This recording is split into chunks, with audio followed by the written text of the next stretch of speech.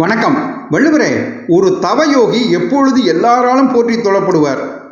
அப்பனே, ஒருவனுக்கு தன் பொன் பொருள் பதவி அந்தஸ்து மட்டுமல்ல, தனது உயிரே கூட தன்னுடையது அல்ல என்ற உன்னத உணர்வு வரும்பொழுது, தான் என்ற அகங்காரம் ஆணவம் நீங்கும் பொழுது, அதன் மூலம் சுயநலம் தவிர்த்து பொதுநலத்துடன் வாழும் பொழுது இந்த உலகில் உள்ள உயிர்கள் எல்லாம் அவனை தொழுது வணங்கும்.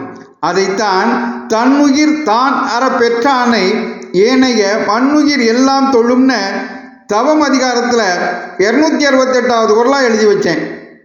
அபாரம் வள்ளுவரே. தன்னுயிர் தான் அற பெற்றானை ஏனைய மண்ணுயிர் எல்லாம் தொழும்.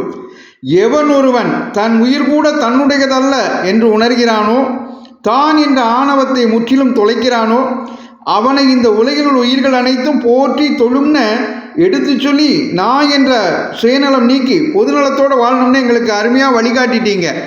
நன்றி வள்ளுவரே. இந்த பதிவு உங்களுக்கு பிடித்திருந்தால் மற்றவர்களுக்கும் பகிருங்கள். தொடர்ந்து திருக்குறள் தெளிவோம் பகுதியை கேட்க பாரதமணி திருநாடு சேனலை சப்ஸ்கிரைப் செய்யுங்கள். நன்றி, வணக்கம், ஜெய் ஹிந்த்.